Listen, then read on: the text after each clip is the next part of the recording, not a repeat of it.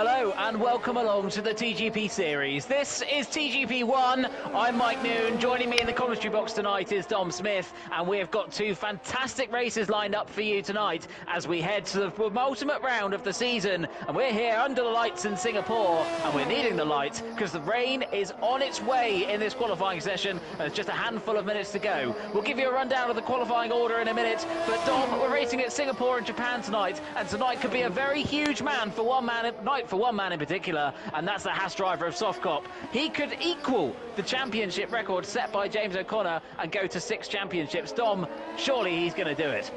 Yeah, it's looking good for Softy, isn't it? Just needs to get an 11th place finish tonight to secure that championship, and that's if Jack Hickey can't win himself. Jack Hickey has to win both races tonight, and he is currently quickest in qualifying. Softy goes quicker there with a 1:35.6. That's just half a tenth quicker than Jack, and quite scarily to everyone else on the medium tyres, Mike.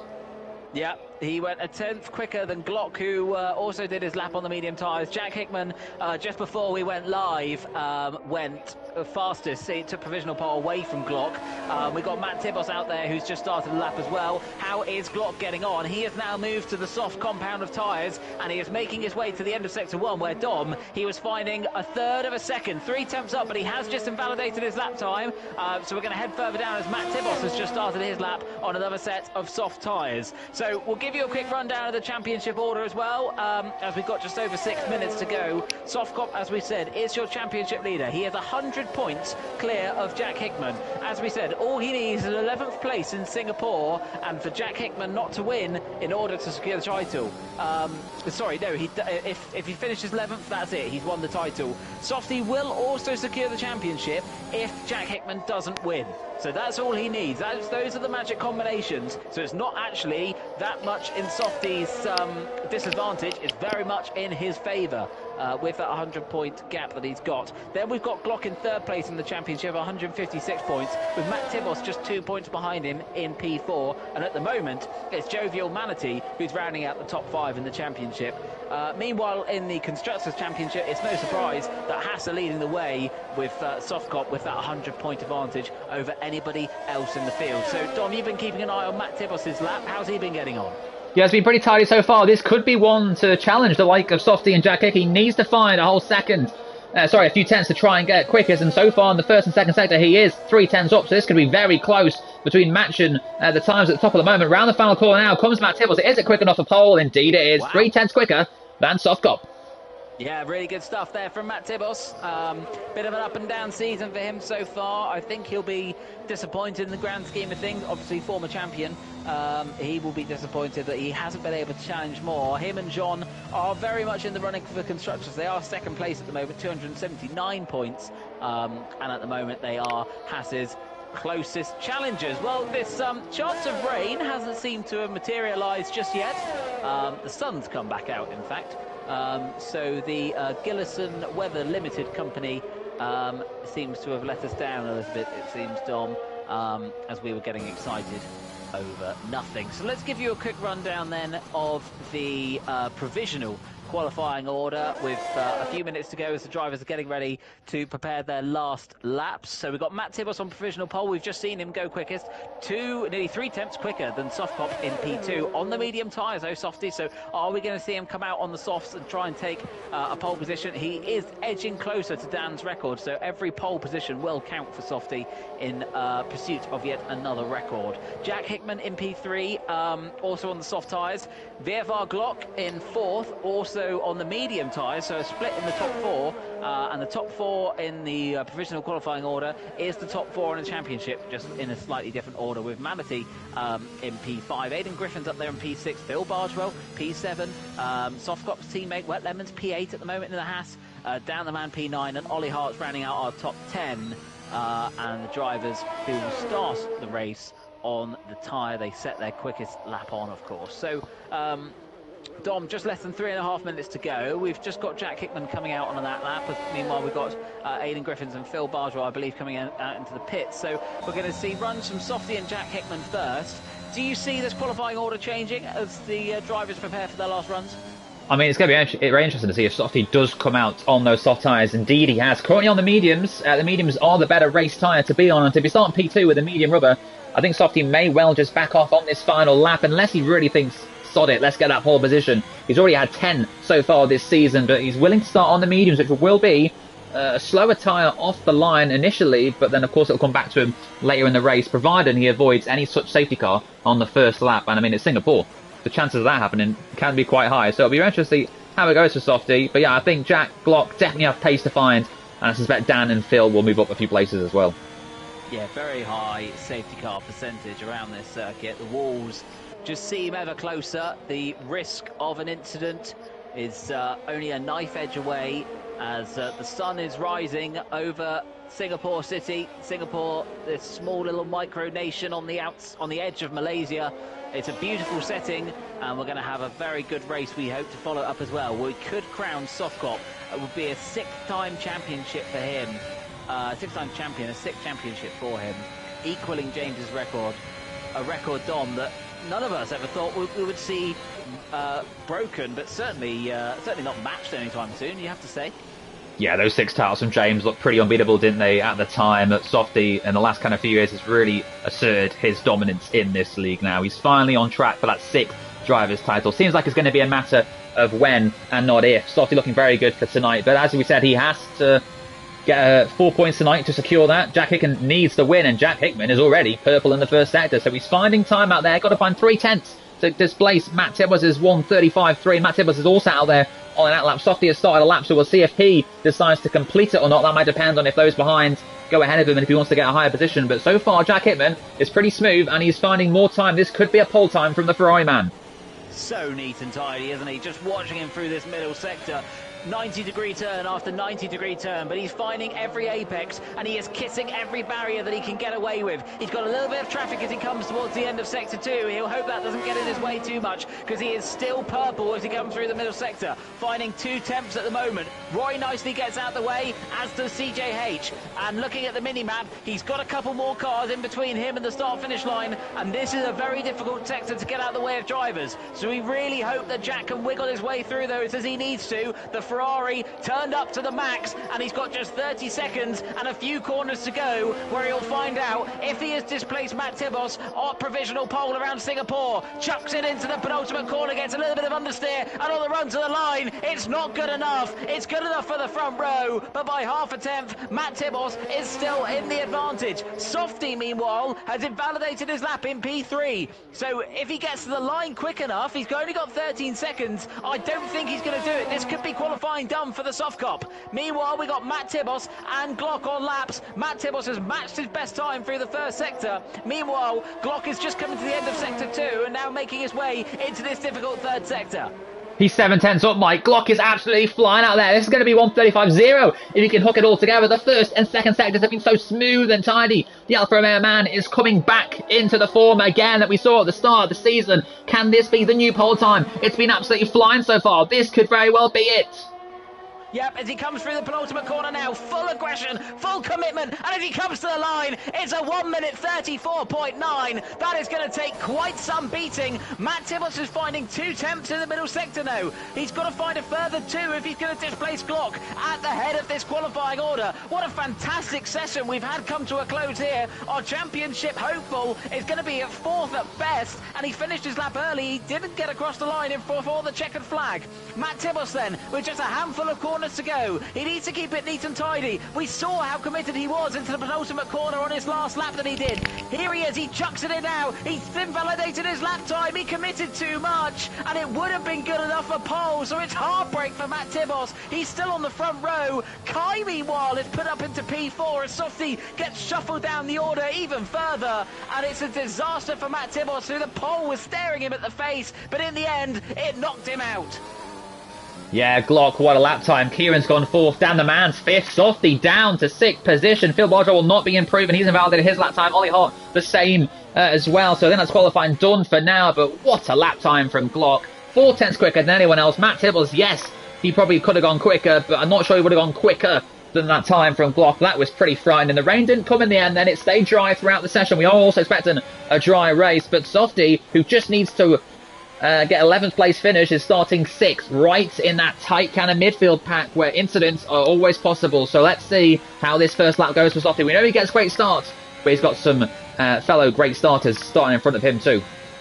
Yeah, the only man in the top 10 also to be starting on the medium tyres. That's worth noting too. Glock was the other driver who had set his previous quickest lap on the mediums, but obviously with that hell of a lap at the end of the session, just to completely...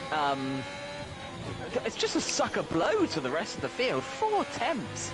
And I know Matt Tibos was on a better lap, and he would have gone very close. Obviously, we don't know quite what he would have done with that penultimate corner infraction that he had, but it would have been close.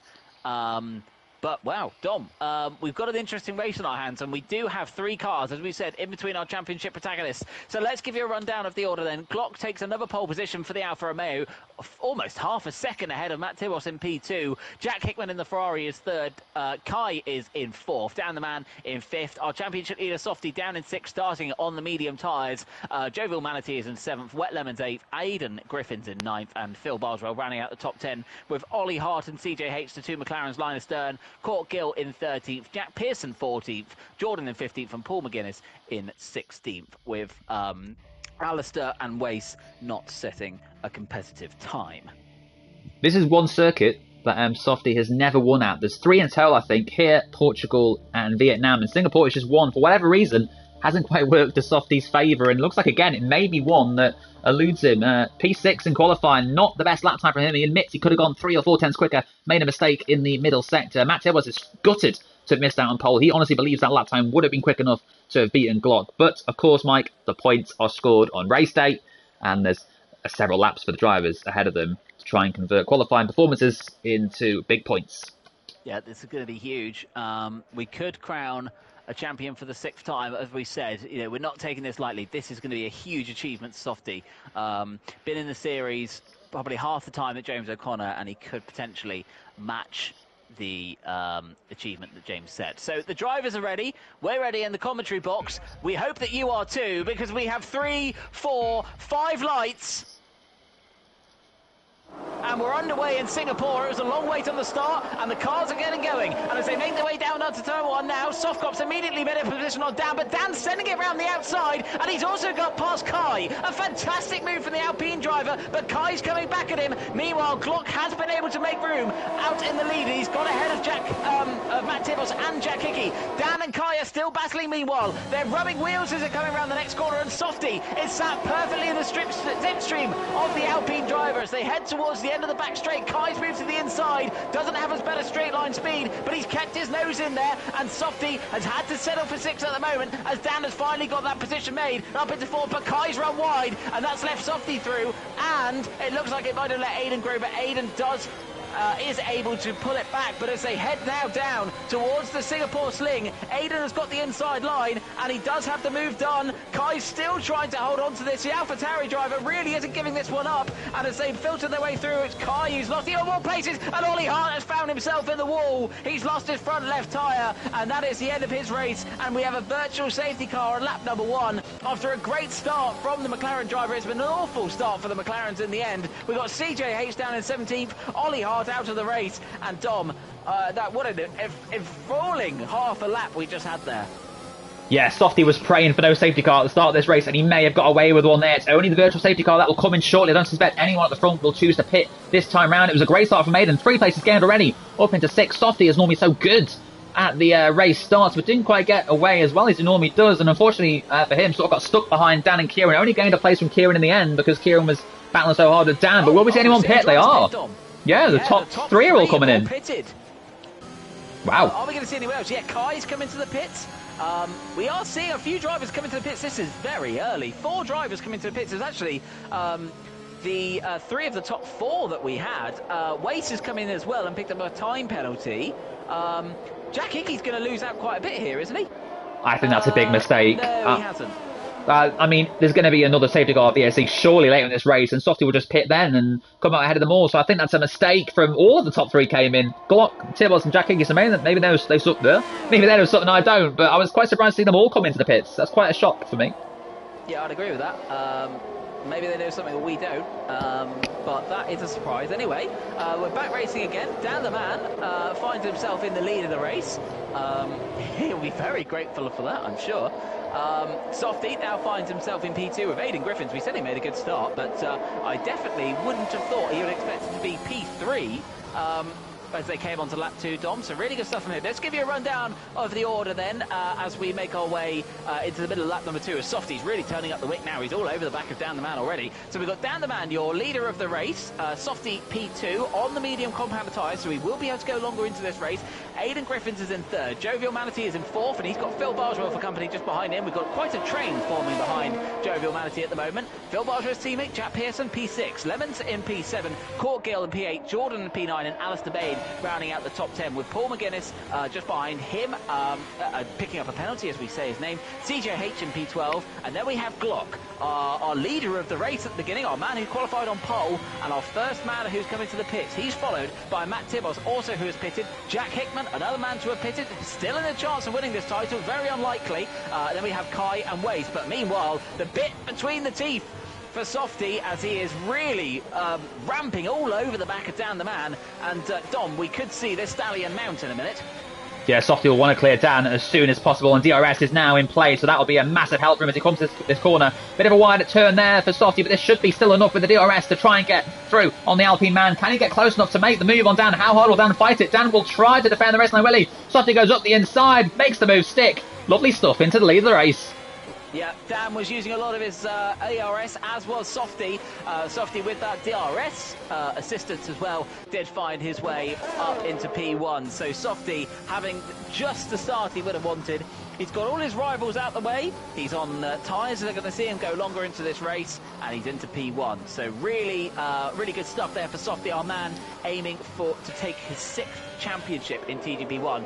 Dan the Man won't let this one go, though. He is still positioned nicely, and if we do see another safety car or VSC come along, he could be in a good position to pounce. Meanwhile, the train that we were talking about further behind Jovial Manatee hasn't gone away, and Roy is still having his mirrors full with Phil Bargewell. Now, Dom, we've seen across this season Phil Bargewell be involved in a few accidents as we got Wet Lemons just in the background there, almost losing the back end. In the end, he only ended up losing 1 place. Really good recovery there from the Haas driver as Paul picks up another penalty. But Dom, we've seen a few incidents involving Phil Bargewell this season. Do you foresee another one here, or do we expect this time the Williams driver to keep his hands clean? I've got to admit, I've been slightly disappointed with Phil this season. Phil had started to come alive in recent times. He's obviously switched no TC in the last year, and he seems to be getting quicker and quicker, more confident. But this season, for whatever reason, he seems to have gone a backward step. He's taken huge steps forwards, but now he's taken a big step backwards this season, not quite able to complete that consistency that he's had all season. And like I just say, Glock, 12th place, 15 seconds off Softy. He's taken a whole second out of Softy on that lap on the medium tyre. So Softy isn't pulling away as maybe as you thought he would, probably because he was stuck behind Dan for a short time. But yeah, Phil Bargewell will want to clear Manatee as soon as possible, but needs to be careful not to get in any sort of incident. Yeah, we're going to see a dive up the inside here. Phil thought about it, but pulled back into the slipstream behind the Alpha Tauri. These two are starting to put a little bit of a gap on Jack Pearson now to have a move further back. Alistair and Jordan getting involved in a tango, and Alistair, lovely move around the outside as they come into the second sector. Meanwhile, Phil Bargewell still nicely poised behind Jovial Manatee. Meanwhile, Matt Tibos, we said that Glock was putting in some blistering pace. It's actually Matt Tibos who holds the fastest lap of the race at the moment. Just 0.7 of a second behind Glock, who I guess you could say is the net leader of this race, having made 1 pit stop. We'll wait to see how that phrase backfires later on in the race. But these two showing really good pace, and they are dropping Jack Hickman. I don't know if he has damage, but Dom, Jack Hickman really struggling at this phase of the race. Yeah, it's not good for Jack, is it? He really has to win. And here goes Phil at the inside of Roy. You don't make passes here through the tunnel section. And Phil's hit the wall. There you go. I told you both things don't happen there. Phil may have to come in now for a new front wing. Got a bit impatient there. Thought he'd go for it. And indeed, he does have damage. He'll be straight into the pits this time round. Jack Pearson will see his teammate fall into the pits. And Aidan comes in too from P3. Yeah, I think something happened to Aidan because he suddenly lost a lot of time to those drivers around him. And that's why we saw Roy all over the back of of Aiden as we did, and then that obviously led to Phil trying the audacious move, shall we say. Meanwhile, as one Red Bull's in trouble, another one is on the move. This one is on the move of a Haas driver, as Wet Lemons has his mirrors full of a Scottish Red Bull, and this Bull is on the pounce. He's seeing red, but that's behind him, because right now he's seeing his way past the Haas driver as he moves up into 5th place. Is Lemons going to fight it up the inside? He thinks about it, and there's almost contact, and that puts Wet Lemons off the track, and that allows Jordan past as well. So good stuff there from Jordan, keeping his nose clean.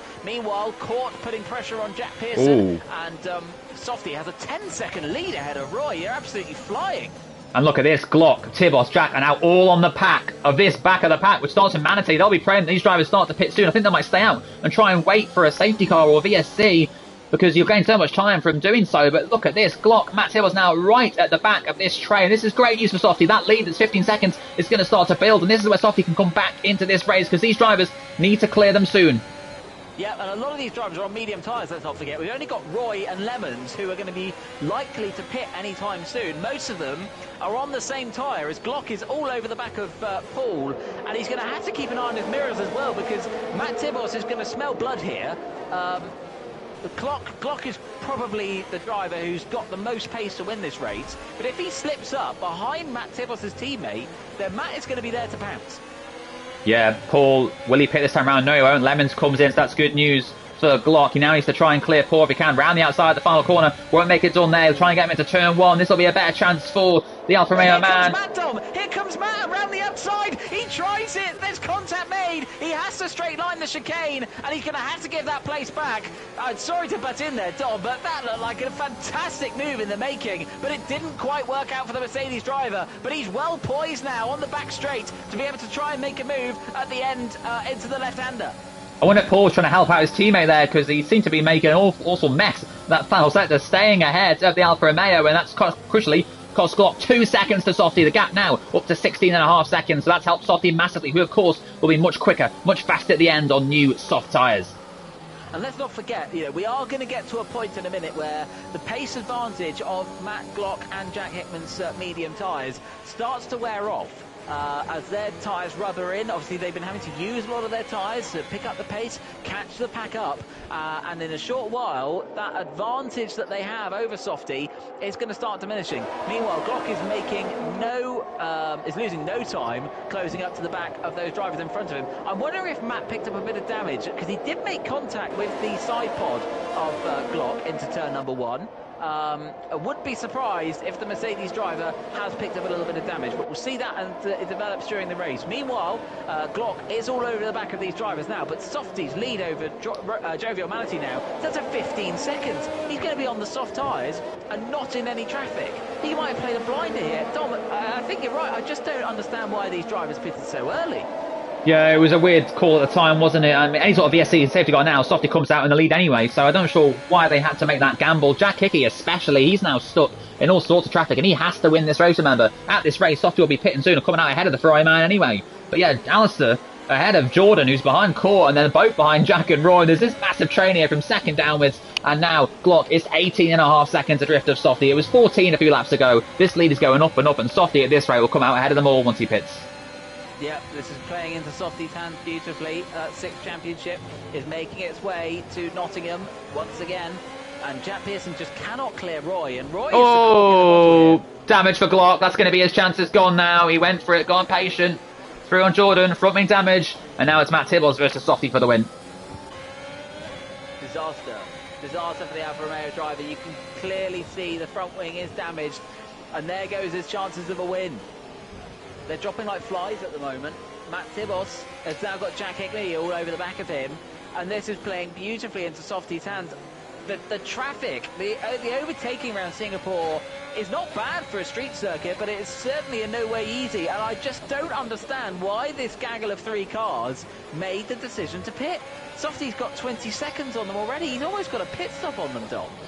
Yeah, I think Softy is going to be world champion in that 10 minutes time. Very strange call from Matt, Glock and Hickey. I'm not quite sure why they felt the need to make that. There was always going to be another safety car VSC, and even if not, which there hasn't been so far to be fair, they were always going to come up into this train of tyres that all these drivers started on medium tyres, so of course they were going to get stuck behind them all later in the race. But maybe they thought they'd pick them off easier than they have, because yeah, Matt, we suspect there's damage. In fact, he's already now 22 seconds adrift of Softy. Yep, and you've got to remember as well, you know, we're being a little bit defeatist about this. Dom, we could still get, you quite right, in a badly timed safety car VSC though, and this race could still turn. You know, we could end up with Softy coming into the pits, putting on the soft tyres, and then what if there's a VSC or a safety car after them? You know, then it gives Jack and Matt Tibos an opportunity for pits to softs. Meanwhile though, Jack Hickman is more focusing on trying to get past the Mercedes and Matt Tibos. He's going to try and go the long way round. Jack Hickman needs to stay in this race. Meanwhile, he's trying to end up higher in this race. Matt Tibos gives him a lot of space on the inside. Is he going to get the run? No, he's not, as Jack Hickman eventually pulls off that move. But Dom, those two were side by side for a couple of corners. But what's that done? It's lost them more time to Softy out ahead, as we've got a yellow flag in sector 2. Yeah, it looks like Paul's had an incident further back. Will that be any sort of VSC or safety car? Not quite. Jack Hickey crucially clearing Matt Tibos. Jack Hickey is now ahead of everyone who has already made a pit stop, so that's him crucially where he needs to be. He needs to keep a hold of Matt Tibos behind him now. He has to win, of course, with Softy not scoring any higher than 11th. Softy, any sort of DNF would keep this title fight going, but this train, Roy is just going to stay out, I think, until any sort of safety car. And Jack Hickey with a 3-second time penalty, that might be his chances gone. Well, that's there's another curveball to this race. I wondered how many more we would get. There's one at least. Matt Tibos running very close to the wall, and this brought Kai back into play as well. Matt Tibos, is that an incident, I think? No, or is it Paul? That's Paul McGuinness. Okay. He's going slow, I think, just taking it easy. Softy, meanwhile, doing another lap. This is his 9th lap, and he's led most of the race thanks to the train of cars forming behind Roy, who is just, I don't know, maybe Roy woke up this morning and just decided to he's going to become a train. I heard Great Western Railway were hiring, so I don't know, if you're watching this, anyone from Great Western Railway or Southern Rail, hit up Roy. He lives in Ireland, but he's clearly very good at forming a train. And very good at city driving as well. Meanwhile, surely Jack Pearson now has got his best opportunity. He's using the ERS, he's on the DRS, Roy's having to go defensive. Are we going to see a move finally for P2? Jack Pearson around the outside, he's got it done so far, and here comes Court. They're all trying to pile through now as Jack Hickman's making a move on Alistair as well, which got a little bit messy. Jack Hickman needs to keep his nose clean, and at the moment he's trying to pull off an audacious move around the outside of Alistair, and as they head towards the Singapore Sling, they've got to be careful. Jack just about keeps his nose there, and they head into the right-hander. He's going to have the inside line. Is Alistair going to get this one up? No, he doesn't. They bang wheels. They head across the Anderson Bridge. They're still side by side, and finally, Jack Hickman makes his way up into P5. But look at all this time he's lost. He is 26 seconds behind Softy, who's got a pit stop advantage over these drivers, as Court now makes his way to the inside of Roy, whose soft tyres are crying out for help, and at the moment, nobody's listening. It was a good move from Kieran on Matt at the start of the lap. Another one now on Jordan for P7. Jack Hickey crucially getting clear of Jordan and Alistair too. He's now just got Court and Roy to get through, and then it's Jack Pearson. Will any of these drivers choose to pit now? There's only 5 laps to go. Softy's staying out. I suspect all these drivers will stay out too. Manatee has nothing to lose really, does he? But those that have pitted like Dan and Lemons earlier on are going to come straight back into this race. Lemons could be on for a top 5 here at this rate. And Manatee does pit. Yeah, so now Jack Hickman, who's all over the back, Jack Hickey, is all over the back of Court, and Jack Pearson has stayed out, and Jack Hickey's stuck behind Court now, but at least it's only the one car. Jack Pearson has got a bit of a gap to these two, so then Jack can focus on getting his head down and trying to get a gap he needs, but at the moment he's nowhere near got enough of a gap that he needs to end up in the lead of this race. Disaster. Yeah, Jack Hickey needs to get through on Court as quick as possible. He needs to start to build the gap that Softy's going to have. Up the inside, the move's done. He's now into P3 and net P2 once Jack Pearson makes his pit stop in a lap or two's time. But Softy's lead, look at that. He just stayed out while everyone in front decided to pit on lap 1, take a huge gamble. The gamble never paid off. And now Softy, who still has to come in for fresher, much quicker tyres, has a 26.5 second lead. As now Court loses another place to Kieran in P5. Yeah, Kieran's well placed here to end up with a P2. It did start particularly well for him at the very beginning of the race, but it's come to him as it's gone on, and Jack Hickman is now all over the back of Jack Pearson. He's going to have DRS, but this straight isn't really long enough, and you've got to say he's probably not going to make the move. And Softy chooses now to come into the pits. So, time is now. He just needs to keep the mile an hour. He can't go over it. He can't risk a penalty, which he doesn't. So where is Jack Hickman, who, let's not forget, has a 3-second time penalty to add to this as well? He's still stuck behind Jack Pearson. Meanwhile, Softy is trundling down the pit lane at 37 miles an hour. Thankfully for him, the Haas mechanics are ready for him. They're at the end of the pit lane, so he can hit the gas as soon as possible, which he does. Coming to the end of the pits now. Now Jack Pearson decides to peel off into the pit, but I tell you who's miles clear. Sofcop, he exits the pit. Jack Hickman has only just pulled onto the start-finish straight, and Softy, on brand new tyres, has got a comfortable lead in this race, and his main championship rival, the only person who can stop him, is behind him on 8-lap-old medium tyres, and he's got a 3-second penalty. Yep, it's looking very good for Softy. He's mastered the strategy here today. Started on the medium tyres from P6 on the grid, but it's worked a treat. And now Jack Hickey under attack from the AlphaTauri. You have Kieran behind. Kieran gets through here. That's almost certainly any hope of the title. Hope's gone for Jack Hickey because he has to win. He needs Softy to have some sort of instant now, and for him then to pick up the 25 points. But second place would not be enough for Hickey, and the 3-second time penalty he's carrying at the moment would drop him not only a place to Kieran, but to Dan as well, and possibly even Matt Tibbos. Yeah, Dan was quite wise of that sort of gaggle of cars. Obviously, he was on the soft tyres, he was leading this very, very briefly, and he pitted.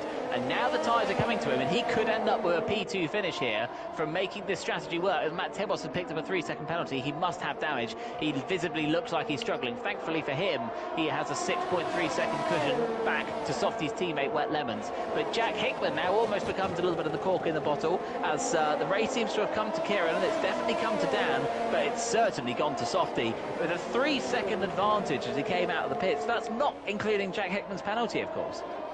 Yeah, of course. It was looking very good for Softy, isn't it? That gap 3.1. That's only going to go quicker and quicker. And I suspect Softy will retake that fastest lap to take the maximum 26 points here today. Walking down the Mandu, can he get himself on the podium here at Singapore? Softy's never won here, of course, before in about 8 attempts. This would be the first time at the top here in Singapore. It's looking good. Just needs to keep it out of the wall in these final 4 laps. But what's going on further down the field? We got Aiden trying to get through on Waze in P7. Waze, a great race, of course. He pitted very early on, has made advantage of those that stayed out and got stuck in traffic. Manatee has come out in 12th place, so you could argue what was the benefit of staying out for 10 laps, Mike? He's 12th place at the moment, a lot lower than he normally is. Yep, and obviously he burned through those soft tyres and was very much... I'm sure he'd even burned through the canvas at the point he must have pitted. They look like an absolute state. And obviously he's lost positions to Alistair, Jack and Aiden in all of that. And I know, credit where it's due to Wace, started last, currently in P7. He's got a penalty. And he also pitted on lap 1. He was one of those runners who pitted on lap 1 and at the moment running up in P7. Glock having a bit of a miserable race, you have to say, in P9. What could have been for him? Could he have got the gap, do you think, Dom, to Softy? Do you reckon Softy would have come out behind Glock if he hadn't tried that risky move on the inside of Jordan? It's a shame. We were really robbed of what could have been a really thrilling conclusion here today. Softy, I think if it wasn't for the traffic, of course Glock, Matt and Jack would have had about a 6-second lead over Softy in the last 5-6 laps. Softy would have made that pit stop, would have come up and started to chase down those drivers. But yeah, as soon as that traffic sort of hit, I think Glock, even if he hadn't got damaged, he wouldn't have passed 6 cars in the next kind of 2 laps, which is what he would have had to have done to keep within 23 seconds. No, and meanwhile, you mentioned it a few moments ago, Aiden Griffiths is all over the back of Wace, and the Red Bull driver fancies taking 7th place off of the Alfa Romeo. Meanwhile, the Haas of Softy asserts his dominance further and takes the fastest lap. Let's not forget, Softy qualified 6th. You know, he started on the medium tyres after messing up his final lap on the soft tyres. So, you know, he was fortunate perhaps with the virtual safety car, you could say, on lap number 1.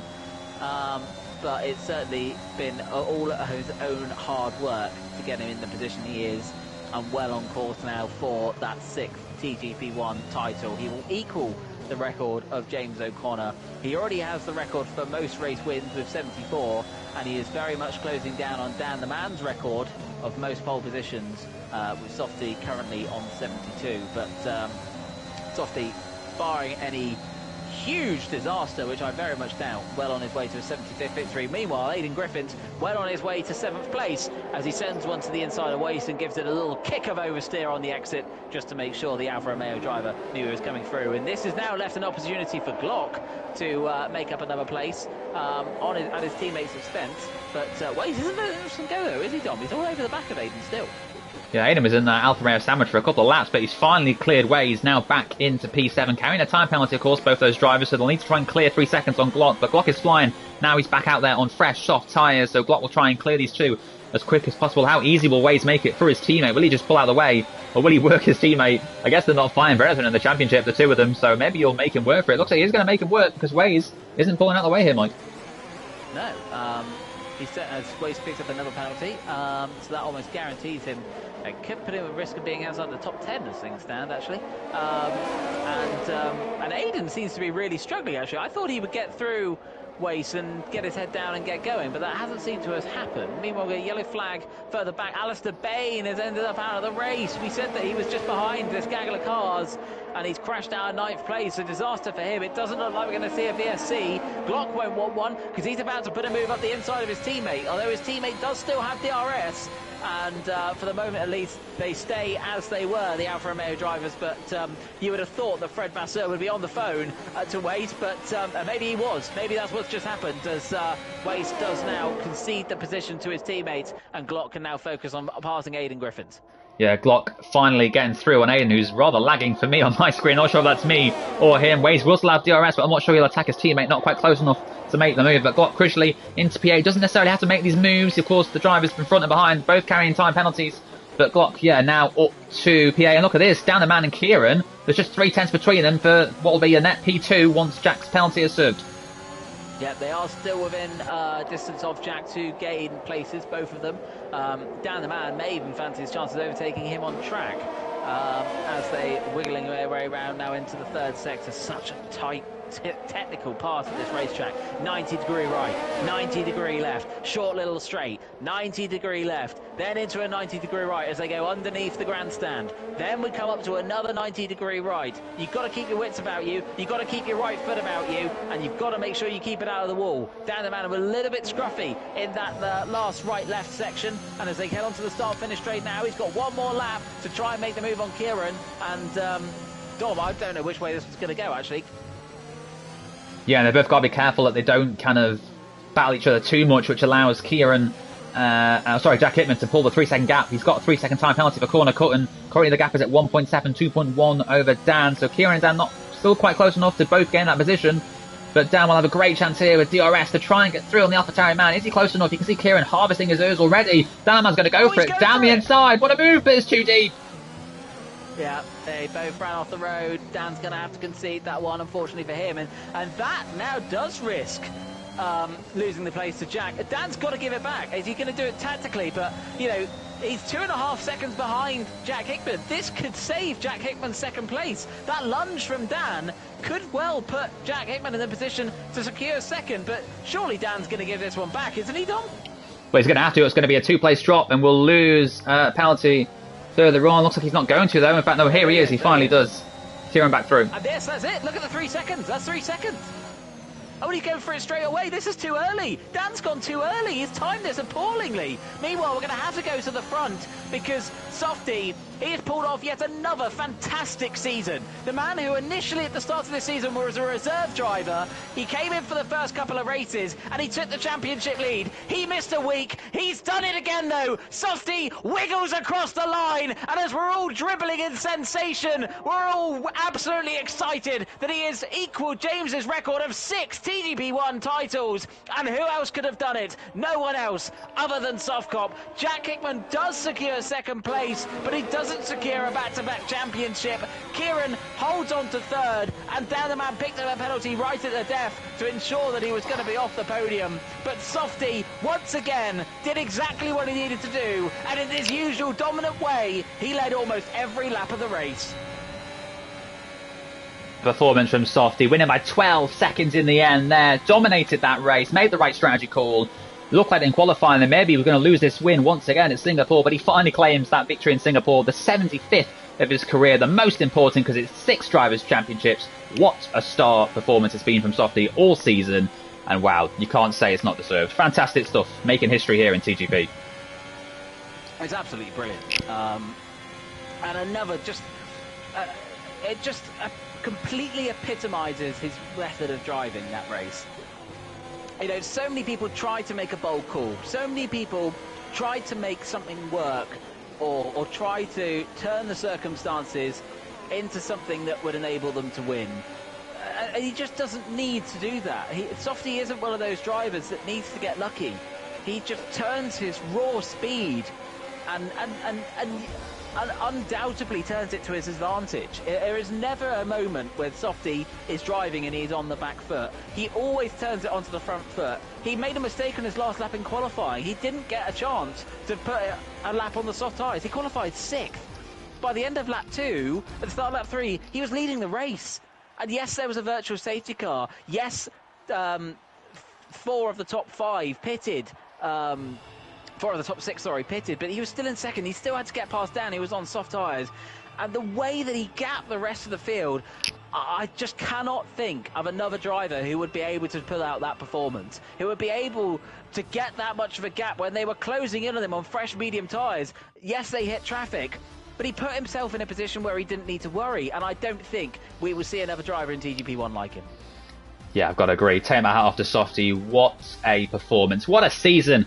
What a career already, and I'm sure he's not finished. He's still got a lot more he'll want. He'll want to get the outright title record and the outright pole record. Dan the Man's still about 12 ahead of him. It remains 12 after his poor qualifying here in Singapore, but what a win from Softy. Fastest lap, pretty much led all but the first lap, I think.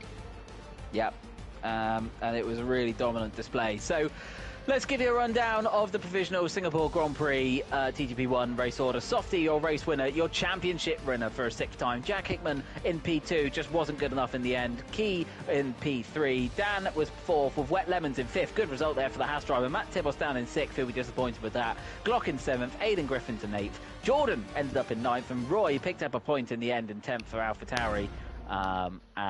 Then we had Wace in 11th. And I didn't pay attention there on, so I don't really know the next bit. Oh, there you go. Court, Jack Pearson and Phil Barger complete your points scorers. So, Dom, takeaways obviously from that race. I suppose the main question we've got to have at this point is that lap 1 call from 4 of the top 6. So we had Glock pit from the lead. We had Matt Tibos pit from 2nd, and Jack Hickman pit from 3rd, and Kieran pit from 6th, I think it was. During that virtual safety car period, that was always going to go badly, wasn't it? Yeah, the fact all 3 of them made the same call, I thought maybe 1 or maybe 2 at most would make that call, but once the 1st and 2nd cars had already come in, I thought Jack would have at least stayed out. He had to try something different to the 2 that were ahead of him, which of course were Glock and Matt, but he thought he'd just copy them, but that meant he would have to have passed them both anyway in order to get that win and win the championship. Of course, he had to win that race to stay in the fight. I hope Softy was a bit further down, and without that pack, Softy would have come out further back, could have been involved in some sort of incident with those battling hard in the mid-pack, but yeah, it just fell for Softy, didn't it? All of his rivals decided to pit on the first lap, other than Danny. Picked off Dan on the 2nd lap, easy as you like, and yeah, Softy absolutely controlled that race win, absolutely controlled it. Dominant display. There's nothing more you can say, really, is it? He's just absolutely brilliant. I don't think that really we have seen quite how dominant Softy can be at times this season. He has had some fantastic displays, and this race he was on the back foot. At the start, immediately, he was on the back foot. He remained in 6th. Dan the Man was the real mover at the beginning of this race. Eventually, he made his way past Key as he had an issue, and was in 5th as the driver started pitting. So, surely at that point, you've got to fancy Softy, given that the race is going to come to him. But I don't think either of us were expecting a race-winning margin of that, 12.5 seconds, and even slowed down before the line. It would have been something like 15 seconds. That's just incredible.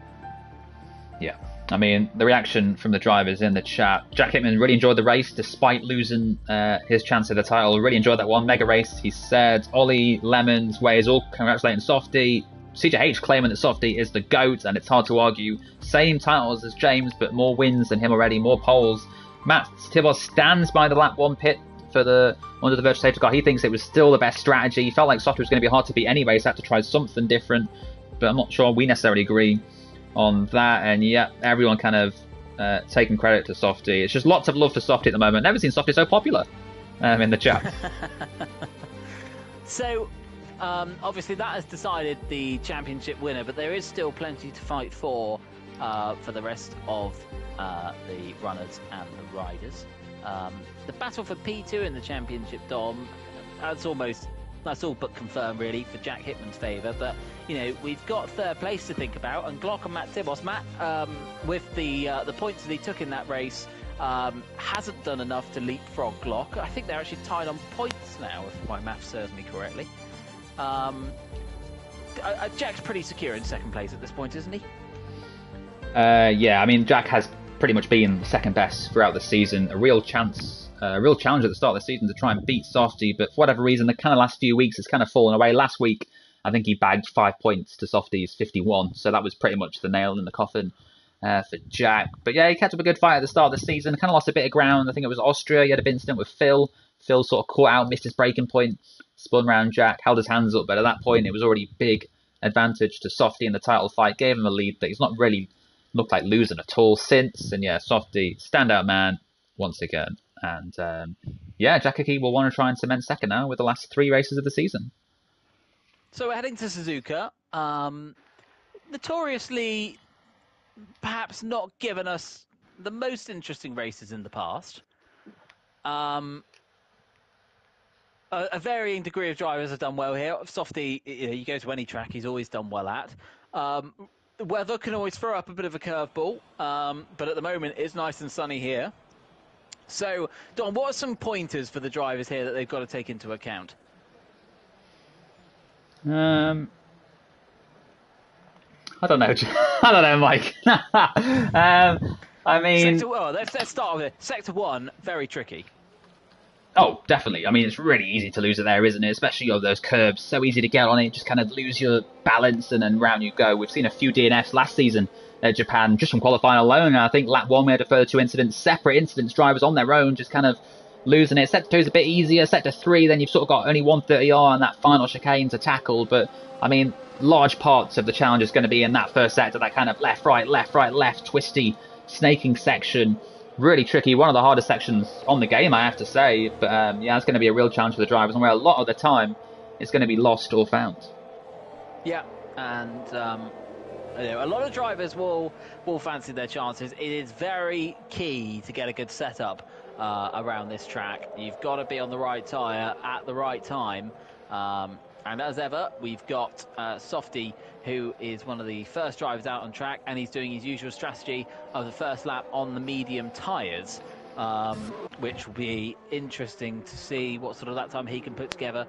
Always at the sharp end of the grid, and as we said, he is 12 pole positions behind Dan Leman's current record, and he will be very eager, I'm sure, to catch that as soon as he can. And will he be able to make inroads in that in Suzuka? We shall but see, as he makes his way now towards the aforementioned 130R for the first time on his outlap. Got a clear road in front of him. There's a Ferrari who's going to be leaving the pits shortly. That is going to be Jack Hickman, but that won't get in his way. And Dom, let's take an onboard lap with Softy, shall we, around this Suzuka circuit? Yeah, so the soft cop, it's been an almost perfect season so far, hasn't it? 75 career victories now, 6 race wins, 126 podiums. I could go on for his stats. It's quite impressive.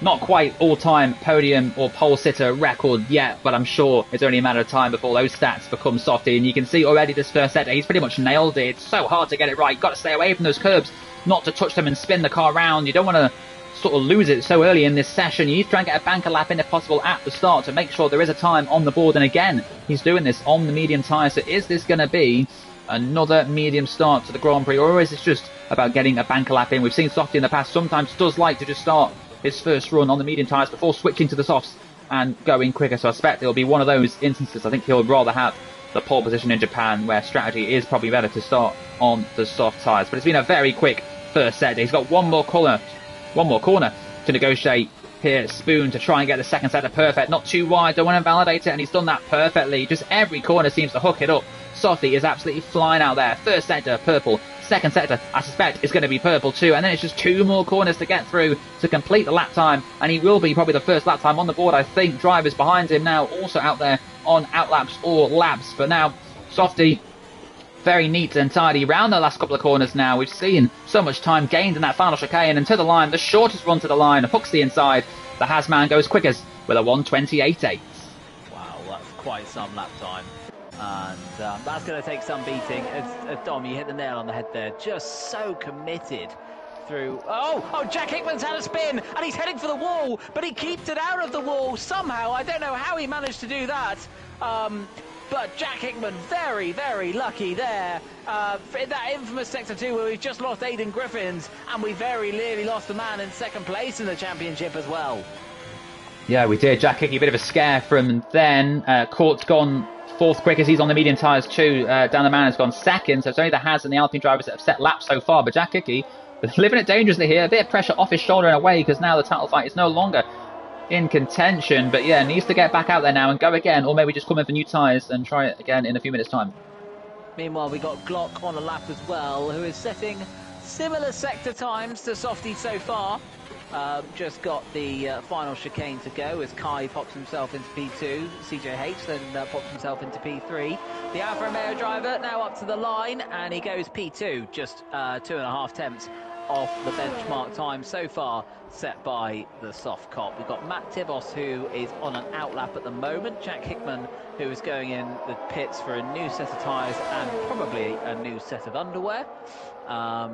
Matt Tibos then, as we said, on his outlap. Jovial Manatee, the next driver, on a flying lap. On the soft compound of tyres as well, the man who ran those for way longer than they were due in their sell-by date in the last race in Singapore, but did end up coming away with a top 10 finish, which he'll be pleased with. A man who's had an up and down season so far this season, Dom. He reminded me of a curse that apparently seems to occur, that every time I commentate on a race that he's racing in, he seems to crash. Well, he didn't crash in Singapore, so is he going to have an almightily frightening crash this time round?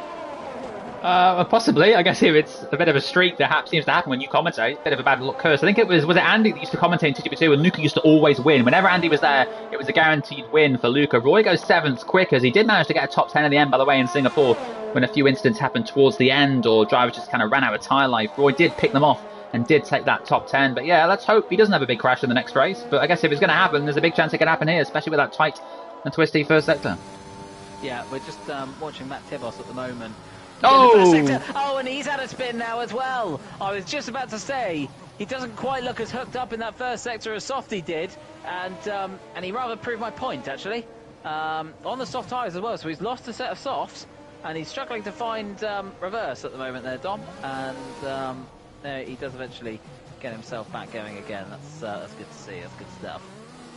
Yeah, he's managed to get going, but he's really struggling for tyre grip after that spin. Matt Tibos then finally getting back underway, but we've seen him, former champion, Jack Hickey, former champion, both making mistakes out there. It's so easy to do. We were just saying how difficult that first sector is, and already 2 former champions making that very mistake, showing how easy it is to happen around here. Looks like a few drivers yet to get qualifying laps in with just about 10 minutes to go in this session, so they need to be back in the pit soon to try and get a lap time on the board.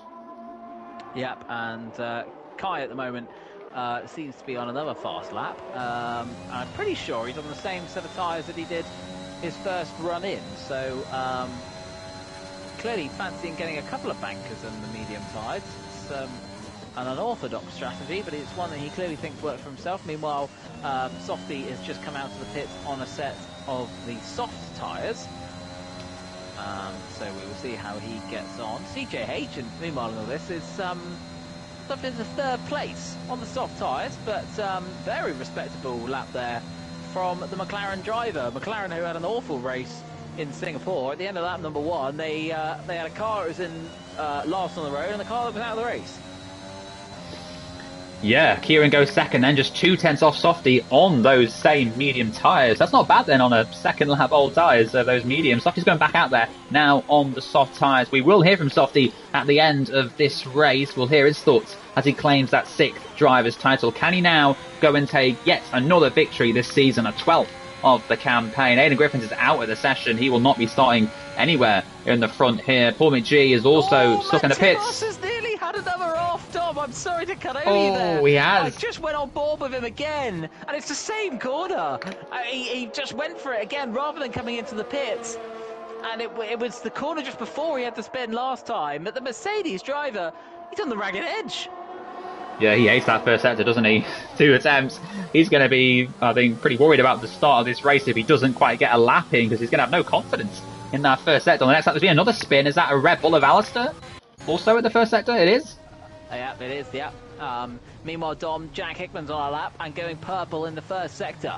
So he's on the soft compounder tyres, which we're just seeing Softy starting a lap on now as well. Did we just have a movement there? Phil Bardwell has just popped up into 5th place, I believe. So good lap from Phil. He'll be hoping for a consistent end to his inconsistent season. Jack Hickman then, as he comes up to the end of split number 2. And not purple. He's lost a bit of time in that middle sector. Softy, we were on board with him, obviously, during his flying lap. Just so committed. Throughout every single part of this lap, the car just seems so hooked up. Wondering if Jack is maybe carrying a bit less wing. Are we going to see that proved in this final sector as he comes towards the line, and it's only good enough for P4. Wow.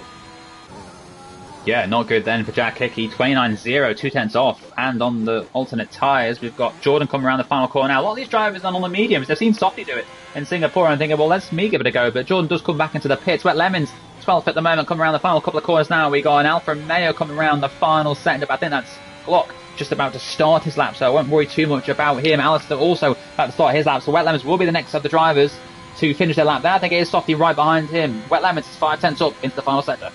Yeah, good sector times here from Wet Lemons, actually. This is quite comparison with what the sort of top half of drivers have been achieving. So we could see Wet Lemons make big strides up the order with this lap here as he comes up the line, and he does go P7. Very respectable there from the Haas driver. A key part in the cog of Haas's championship's potential success in the constructors. Let's not forget, Softy, if he was a driver in his own team, wouldn't be leading the constructors championship. You'll be pleased to hear at home. And Wet Lemons has had to contribute something towards that team. Jack Hickman's on an in lap. We've got Glock, who is on a lap, and he's just coming to the end of split number 1. And Dom, look at that, 3 tenths up. Yeah, he's flying. This will be pole as things stand. Glock got the first sector nice and tight. He didn't make the same mistake we've seen Mac and Jack make already. Jack, as you said, on a slow lap, so he won't be improving this time around. Soft, he did invalidate his first proper run on the soft tyres. That adds a bit of pressure now for his last run. He will have to go out there. Dan the Man goes quickest by 3 tenths, so 1:28.5. A good lap time from him. Now can Glock find the 5 tenths he needs to displace Dan from top spot. Let's not forget that Dan currently holds the pole record in TGP1. So could he rub some salt in Softy's healing wound as he actually extends his lead as top pole position holder? But at the moment, Glock is 6 tenths up, which would just give him pole position. But he isn't purple in that middle sector. So Dan the Man, don't know where he found that time from, but an epic lap from the Alpine driver. But Glock with just a couple of corners to go. Are we going to see a new man on provisional pole? Yes, we are, by 2.5 tenths. The Alfa Romeo driver displaces the Alpine to take the top spot in qualifying at the moment. Yeah, very good lap time then. 2 tenths quicker than what Dan did, who himself is 3 tenths clear of Softy. Softy now back out there, going again on new set of soft tyres. CJ Hayes is out there now. He's had a good first sector, found a 10th so far in his current best at 1:29.2. A second off the pace of Glock. He'll be very happy if he can start inside the front 3 rows on this grid. I think Matt Tibbles is about to start his next lap, so we'll keep an eye on him shortly. Dan the Man, is he on a lap at the moment, or is he coming into the pits, Mike? Dan the Man's coming into the pits. I'm watching CJH at the moment, who is coming to the end of sector 2. We'll see how his second split is looking. Just 2 tenths at the moment off second place in the championship man, Jack Hickey. And look at that, he's apparently purple in the middle sector there, Dom. CJH, we'll see how this goes. Phil Bardwell is only 3 thousandths of a second off the McLaren driver, so just a couple of corners to go then. CJH up to the line. Where's this lap time going to put him? It's a very respectable P6, so it's exactly where he was, but he does give himself a little bit of breathing room now between himself and we lost Matt Tibbles. Yeah, that same first sector. He's crashed this time 3 times through sector 1, and he's yet to come out it unscathed. This time, out of qualifying. He will be starting at the very back of this grid. So both Mercedes drivers starting 16th and 18th. Aiden Griffins will be disappointed too. Not the qualifying those drivers needed. But yeah, Matt Tibbles, who was a real threat for qualifying pole here, starts 16th.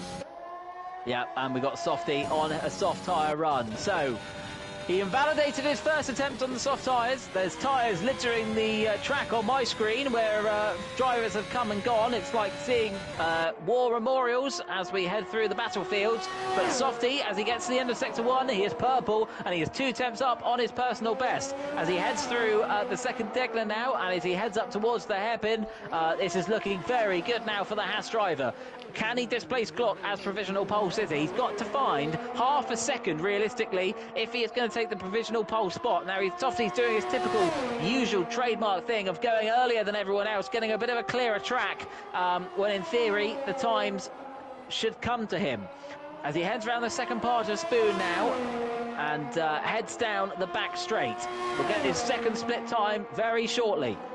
So are we going to see even more improvement from Sofcop? Yes, we are. He's finding half a second. This is quite some lap from the Haas driver, the man from Nottingham, the newly crowned 6-time champion of TGP1. He has the record for the most wins in TGP1. Is he going to be a step closer to equaling the record for the most pole positions? Yes, he is. With a 1 minute 28.1, he gives himself almost a 2/10 buffer over Glock, who currently is sat in the pits studying the data of how he's going to find that time. What a lap from Softy. The new benchmark, a 1:28.1, 2/10 clear than what Glock has achieved then. Kieran was on a lap himself. He found 2/10 in the first sector, but he has now invalidated, so he will have to come in again for new tyres, or maybe just go again a second lap if there's not enough time to get back into the pits and refuel that car and get a new set of tyres on. Court Gillison is on a slow lap. He's not going to be fine time this time round. Jack Hickey will be the next big runner to start a lap, but he himself is just on an lap now. So Softy, a 1:28.1. I don't think he'll improve. That'll be his qualifying done. Can the drivers behind stop Softy from taking another pole this season? Yeah, his teammate Wet Lemons just coming to the end of Sector 1. A TGP2 graduate, let's not forget. He's doing a very respectable job, Wet Lemons. We've got a fair few drivers in the TGP1 series who have graduated from TGP2.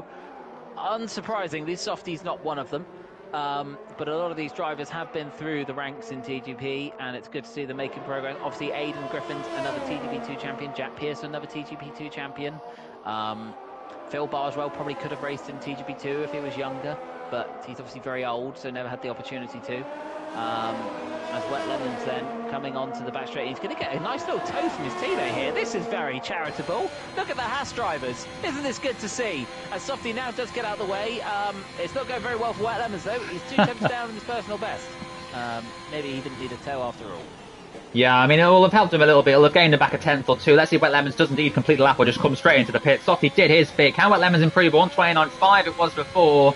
He doesn't improve, but he did find a bit more time because of the toe. Softy, of course, needs to secure.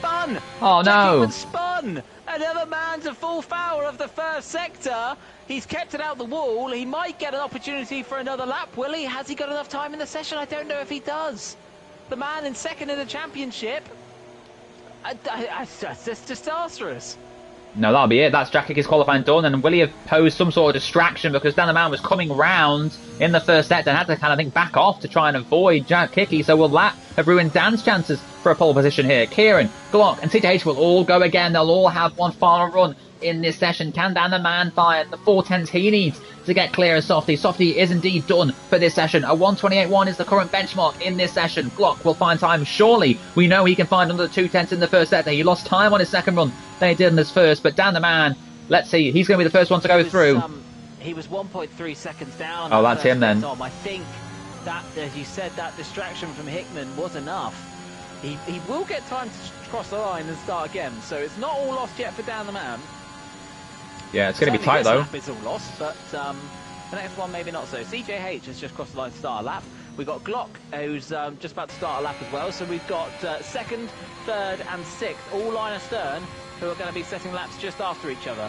That is presuming Dan the Man does cross the line for another go, which he does. But Dom, let's focus on Glock, because surely he is the only man in this field at the moment we think is going to be able to challenge Softcop's time. Yeah, so it's going to be Glock or Dan that can take pole away from Softy. It's only going to be one of those two. The rest, you have to say, will be fine for kind of second or third places, second grids on this race. But what can Glock do? He lost 2/10 on his first run around this first sector. So let's see if he can find that time back now as he comes through to complete the first sector. The Alfa Romeo man has found a 10th Needs to find one more to try and clear Softy, but Softy was so sweet and tidy through the second and third sector. It's going to be hard for him to find that time. Dan the Man has gone again, so we'll see what he does, but of course it'll be a lap old soft tyres than what Softy and Glock will have had to have done. Can this be good enough for Glock? It's going to be tight, Mike, but it could be really close, and it could be in Glock's favour to get 2 poles from 2 tonight. Could be, and Alistair Bain has popped up into V5 while we've been watching Glock and taking the checkered flag. So good qualifying session potentially for the Red Bull driver, but we're still focusing on the Alfa Romeo man. Here comes Glock as he comes onto the back straight now. He'll not have DRS, of course. He'll just be maximum power that he can out of his right foot. And as he heads to the second split, he's finding a 10th, and he is purple. This is going to be close. This is going to be very, very close. Softy thought he'd be getting one step closer to taking the record for TGP1 poles, as Dan the Man has put his car, CJH has put a car into 4th. Where's Glock going to go? He doesn't go pole. He misses out by half a 10th. How's Dan the Man been getting on? He's not been improving, Dom. That's going to be it for him. He's going to be 3rd at best. Yeah, what about Jack Hickey? I think he might be on another lap. He's found 2 10s in the middle sector. He did go again. Kieran has spun. He won't be improving. Can Jack Hickey get himself on the front? He's got 9 10s to find. I'm not sure he's going to do it, but he does go 4th at least onto the second grid. Yeah, displaces CJH, who'd had such a good session. He'll be disappointed with that. Kieran, as you said, had the spin, so he's not going to be any better than 6th, and he is our last runner. So that is the grid decided, barring any 5-place grid penalties in case anyone decides to attempt to drive into their teammate on the in-lap. Joe Sayer. So, as Kieran pulls into the pits, let's give you a rundown of the qualifying order. Well, I will when the screen comes back, because we have now completed the qualifying session. And the drivers will now be turning their attention towards what I'm sure will be a very entertaining race. So, Softcop does indeed move one step closer to catching Dan's record of TGP1 poles with a pole position here in Suzuka. Glock got close, but not close enough. He joins him on the front row. Dan the Man in 3rd, 4 tenths, though, adrift of Softy's benchmark time, with Jack Hickey rescuing a 4th place in the end. After struggling in Sector 1, as many other drivers did. CJH, a very respectable P5 for him. Kieran in P6. Alistair Bain 7th, and Phil Bardwell in 8th. Court in P9 as Lemons rounds out the top 10. Jovial Manatee in 11th. Wace in 12th. Jack Pearson 13th. Ollie Hart in 14th. Jordan in 15th. Matt Tibos down in 16th, with Aidan Griffins and Paul McGuinness not setting a time. So, your predictions then, Dom. We don't know what the weather's going to do. Presume it's going to be nice weather. Do you see anyone else but Softy winning this? We've got to keep an eye on Kieran. He starts P6 on the medium tyres. We all know what happened last time out. Someone started P6 on the medium tyres. Singapore, different equation here. Not sure it'll work as well for Kieran. Not quite the track to try that strategy, but he does start on the medium tyres. That could come and play later on. Any sort of VSC or safety car around his pit window could bring him into it beautifully towards the end. But yeah, it's going to be a really interesting race, this one. Softy gets good starts. He's going to need a good start to keep clear of Glock into turn 1. Yep, I wonder if we're going to see a typical trademark Schumacher chop. Softy's idol is Schumacher. Well, we've got 3, 4, 5 lights in Suzuka. And they're out and we're underway, and it is a good start from Softy. That initial getaway phase was excellent. Jack Hickey got a very good start as well, and he's already pulling alongside Dan the Man, and he's already made himself up into 3rd place. But Dan the Man is trying to fight it around the outside. You can do that around the outside of Suzuka as their cars filter their way through the first few corners. We haven't got away unscathed as we got Wace up, and we got Dan and Wace making contact, and we've now got Kai off into the wall almost. And he has spun round and he has hit the wall, and we've also got CJH off after that fantastic qualifying. It's an absolute mess. Alistair Bailey's up into P4, and Phil Bardwell has made his way up into P5. But that all started because Jack Hickman and Dan the Man just couldn't leave each other alone. And I wonder if Dan has damage. It looks like he does, because he's really struggling now, and he's now got wet lemons all over the back of him. But it's an absolute disaster for Kai and CJH. Tom, your prediction of a man starting on the medium tyres in 6th has come undone already. Yeah, not good news for Kieran. Just sort of got caught up there with Dan and Jack fighting, squabbling over P2 and P3. Alistair now under attack from Phil Bardwell. Phil Bardwell, a beautiful start from him. The Williams man finding places on the opening lap like he does in recent times. We've got Paul up to 13th already. The Mercedes drivers are cutting through the field. Dan the Man now under attack from Softy's teammate Wet Lemons. going for P6 here. Can he make it through into 130R? Danderman, we suspect, might have some sort of damage from that pass. It'll be a brave man to get him here into 130R. How brave is Wet Lemons feeling? Look at that. Through he goes. Almost loses the back end, but makes the position up to P6. Yeah, good stuff there from the Haas driver. One Haas leads, one Haas is making moves up the order as we head to the end of lap 1 then. Softy's your race leader by almost a second from Glock. Jack Hickman 2 seconds further back after that contact with Dan the Man. Alistair Bain P4, Phil Bargewell P5, Wet Lemons P6, Manatee P7, Court 8, Aidan Griffin's Life and Jordan in 10th. Dan the Man has come into the pits, as has Ollie Hart, as has Jack Pearson. We've got a virtual safety car because unfortunately CJH has found the wall. And after another frantic opening lap, this is great news for Jack, Dan and Ollie, who get to make a cheap pit stop, really. It'll be interesting to see what tyres they go onto. And it looks like they have all gone onto the medium tyres. Wise decision. It's going to be a struggle to get to the end of the race, but not an impossibility. But Dom, this gives us a little bit of an opportunity to catch breath after what was a frantic opening lap. It does, yeah. Those that have just pitted won't gain as much time because they all needed to change their front wings, and Ollie Hart now is a drive-through anyway, so he'll be straight back into the pits. Once again, I think Jack Pearson may have got the same penalty, so yeah, no time really gained then from the VSC. It certainly helped them change their front wings in a shorter time margin because CTH just crashed. He crashed into the pit entry. It just clumsy mistake from the McLaren man, and him out of this session. No points here after a fantastic qualifying session. And Jack's had another spin, so will that be another safety car? No, he's kept the engine going. Meanwhile, though, Dom, worth noting, Glock still within a second of Softy, and we are going to get DRS at the end of this lap. As it was a virtual safety car and not a full safety car, we do not have to wait the mandatory 2 laps for the DRS. Meanwhile, Court Gill is putting pressure under Jovial Manatee. These two more seen battling in TGP GT, but they're fancying a go to each other in TGP 1. And as we head towards the chicane, Suzuka is a track that we used to race at, and Court fancy to move to the inside. Roy tries to close the door late, but for the moment at least they stay as they are, as Aidan Griffin's jumping Red Bulls fancy the chance of both of them as well. Yeah, great squabble here. Roy and Court, as you said, always fighting for wins in GT, now fighting for 7th and 8th places in TGP1. Matt Tibbetts has gained another place now inside the top 10. Glock, crucially, just outside that 1 second window. I say that he pulls it back again. Needs to keep within DRS to stick with the Hasman. Court trying to get through on Manatee. Has more confidence, more pace around here. Is that Manatee on the medium tyres? We know Court is on the soft. Needs to keep away from those curbs. But yeah, Court looks like it's going to be very soon that he gets through on the AlphaTauri man. Interestingly, while this was happening as well, Dom, Phil and Alistair swap places once, not once, but twice. Phil getting past Alistair, but then Alistair getting through again as well. So a very brief change in the order further ahead. Roy is starting yet another train, it seems. He really is appealing for a job somewhere at Great Western Rail or Southern Rail. Matt Tibbetts, meanwhile, making moves up his way into P9 on the medium tyres. Could he make the alternative strategy work? Yeah, it was a great move for Matt down the inside of the hairpin. Beautifully done. Caught Aidan Nappen there. The Mercedes man now up into P9 from that disastrous qualifying session.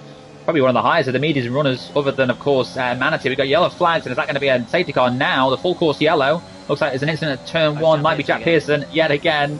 But Court, yeah, still trying to get through a Manatee, and Glock still just within a second of Softy. Yeah, Glock close but not close enough as he sets the fastest lap of the race. He does of course have DRS down the main straight, and a man who's going to have DRS, Phil Barswell, on the back of Alistair Bain. Are we going to see these two change positions again? You can overtake around this track. It's not easy. You only really have a couple of opportunities. Phil Barswell wants to make sure he can. Meanwhile, Court Gill is going to try and go around the outside of Jovial Manatee into turn number 1. He runs a little bit wide, but he has got the move done, and he's up into 7th place.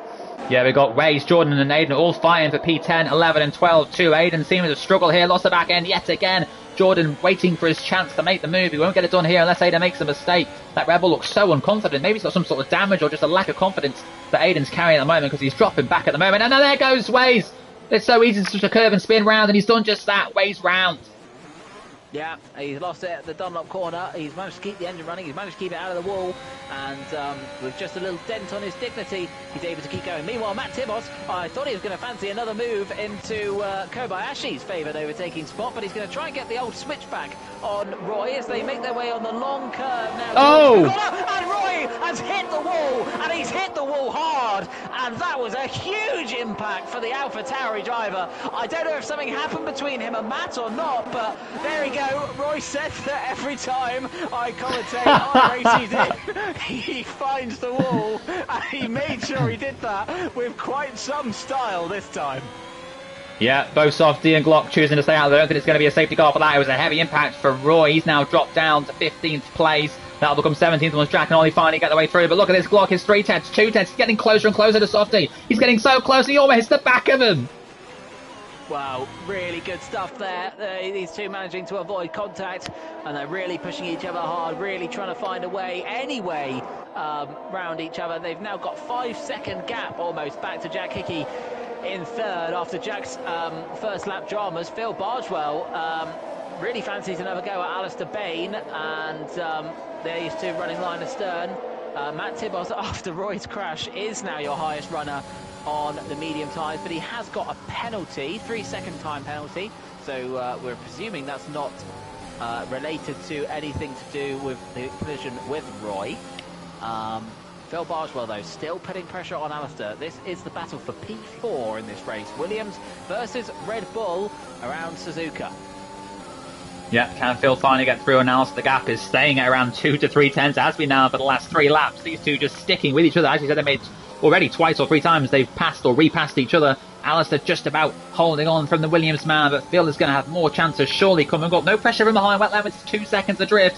This will be another chance for Phil to try and get through here. DRS coming into play. He'll have it again down the start-finish straight if he can stick within that second, which he should do. And Glock also within that second, so can he make a move on Softy down to turn 1? We saw how close he got last time. Oh, he is. Yeah, and I think that was probably wise, actually, looking at the battery usage as well. Glock has only got about 20% usage, while Softy's in the 50%. But Glock trying the undercut then, so let's see what sort of space Softy's got now. He's got to get his head down, and he's got to get it going. Meanwhile, someone who's also getting going is Phil Bargewell up the inside of Alistair Bain, and he relegates the Red Bull driver back to P4 after making his way up into P3, thanks to Glock's pit stop. And Glock has come out of the pits in P10, and he has got a good little pocket of space he's found himself in. This might have not worked out too badly for the Alfa Romeo driver. Well, let's see, because he had about a 10-second nice clear window in Singapore and very quickly caught drivers and got stuck behind the yellow flag instead of one. That's not, I'm going to say it's not Glock, is it? Any sort of safety car on VSC? Aiden's had a spin, sorry. Aiden's had a spin, and that's one less car for Glock to get past. And he's only got a handful of seconds to make up now to get to the back of Jordan. I was going to say, I was on board of Alistair as you screamed Alistair was off. I was quite confused as to what was going on there. But Alistair sticking with Phil. Phil not pulling away as we thought he would. So will Softy react and come in this time round? Or will he try and go a bit further? Maybe wait for a VSC or safety car. Aiden very almost bringing out one there. He's down to 10th now as Glock up to P9 and trying to catch down Jordan. But can Alistair get back through on Phil? These two just sticking with each other like magnets on both their cars. But Alistair not quite close enough this time round, but maybe going into turn 1. I'm wondering if Matt picked up damage in that incident with Roy, because his pace has dropped off ever since that incident. And the gap to him and Lemons has stayed about 1.4 seconds, and Softy has now decided that now is the time to come into the pits. Jack Hickman stays out and inherits the lead of the race. Aiden Griffiths has retired, and there's a safety car!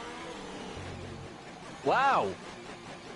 Well, that's going to help Softy, isn't it? Aiden's crashed out there in the middle part of the lap. Roy instantly, let's see first if Softy can get clear of Glock. It's going to be very close between these two. Can Softy, who's entering the pits now? Yes, he can. Indeed, he does. Thanks to that safety car, will come out ahead of Glock. Whether or not he would have without the safety car, I'm not too sure. But this does bunch the field up. The incident with Roy just said he turned in ever so slightly too early, touched the curb of the motorbike chicane, as he calls it, and the car got spat out into the wall. So yeah, that was what happened there. Roy just lost it by himself, and Matt was just kind of, thankfully, a lucky avoiding of it.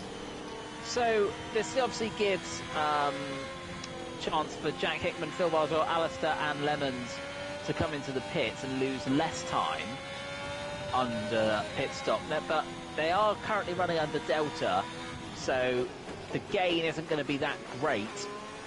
The person I think, actually, who ironically probably benefits from those, Matt Tibos. He's going to be on fresh softs. He's going to be well in the pack. He's going to be, let's face it, what is he? He's going to be probably P7, I would say. It's not a bad position to be in on fresh softs, I would have thought. Yeah, indeed. It's going to be interesting to see what happens now. One of the safety car, Jack Hickey, of course, is surely going to pit this time round. You think? No, you think he's going to stay out? Surely him and Phil Alistair will all come in this time round. The top 5, as you say, Matt Tibbles will get the fresh softs, but yeah, this is going to bunch the field up very nicely, and let's see if anyone chooses to stay out. But I'm sure everyone will dive into the pits. And it seems like they're duly obliging to you, Dom Smith. Your call to them has been heard, and thankfully no one gets a 5-second penalty with that. So Softy and Glock are going to jump the lot of them, you would have thought. Where's Jack Hickman? He is, yeah. So Jack Hickman's going to be in third. So it's as we were then, which is poised nicely. Obviously, the only driver, I wouldn't have said Glock has lost out on this. He's just had an extra lap of wear on his tyres, so I don't think he's going to be too disadvantaged by this, I wouldn't have thought. But certainly, my man to watch, Matt Tibos, P7, fresh softs. Yes, he has a 3-second penalty, but he clearly doesn't have damage, or he would have changed the front wing in that pit stop if he did. So, Dom, this is setting itself up nicely. Yeah, it's very nice, isn't it? Everyone now bunched back up again. Jack Hickey, Phil Alistair can all join the fight. Matt Tibos too, with the soft tyres. It's a shame he's got that time penalty. That might just be the decisive factor, as if he can get the win or maybe a podium in here. That's going to go against him. On the quicker tyres now, we'll be able to go faster on the end. Let's have a quick look. Who's gained the most? Matt Tibos, 9 places gained. Pretty safe bet for driver of the day at the moment. We've got Kieran, Jordan, Matt Tibos on the soft tyres. In fact, Kieran does come back into this race now, despite that lap 1 instance. That's good news for him. Comes straight back into it. Should be interesting. Good stuff for Kieran. Yeah, well, we're doing a fantastic job of doing the old commentator worst nightmare and talking over each other at the same time. So that's brilliant. Bit of stuff between Dom and I. I always knew we were made for radio. So Kieran, yeah, he's put himself in a good position. Jordan, as you said, on softs as well. Dan the Man has pitted twice. Obviously, he pitted on lap number 1 when he picked up damage in the incident with Jack Hickman. I think he'll be rubbing their hands together, actually. Phil Bardwell, you know, up in 4th place. I don't think he would have expected to be there after his qualifying performance.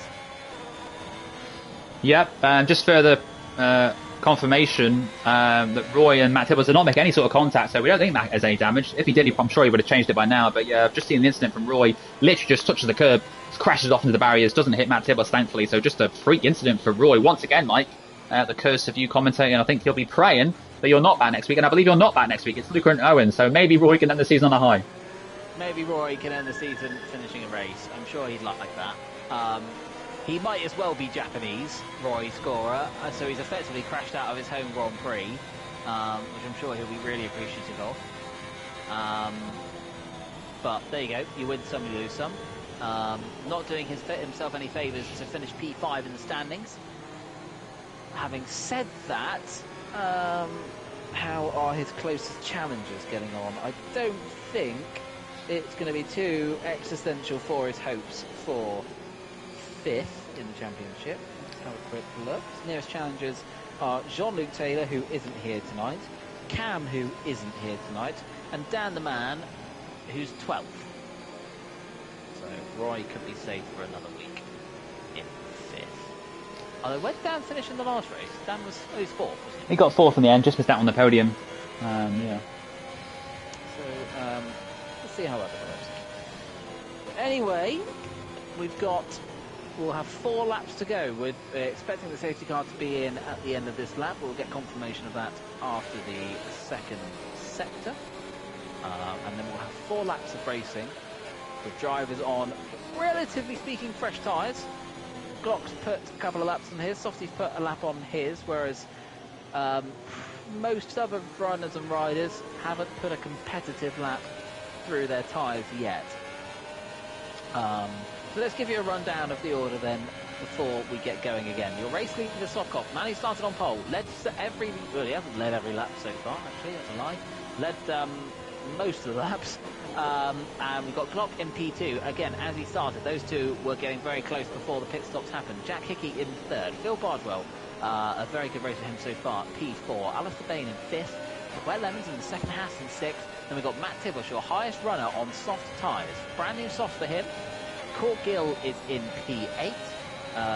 Kieran is P9. There we go. The safety car will be in at the end of this lap, and it's a very difficult track to get the safety car restart right, but we are sure that an experienced driver like Softy will be able to do that. Jordan rounds out the top 10. Waits P11, Dan the Man P12, Paul 13th, Ollie Hart 14th, and Jack Pearson in 15th, Dom. Yes, so we'll have to see how this one develops then. But the race about to get restarted now. It's going to be a 4-lap sprint to the end. Softy does lead from Glock. How late will he choose to lead this? Glock got to be careful that Jack Hickey all over the back of him too, and Softy has now gone for it. Yeah, here we go then, on the run down to turn number 1. The batteries will be fully charged again. Softy's got a good launch, and tell you what, so has Phil Bardwell. He's putting pressure on Jack Hickman. Now we know what happens when these two get close to each other on track, and at the moment Jack Hickman has done enough to stay in 3rd place, and Phil Bardwell can't find his way through. Matt Tibos hasn't had a particularly good getaway, and at the moment is still down in 7th place, but they're all cleanly through the first couple of corners as we make ourselves racing away in Suzuka once again.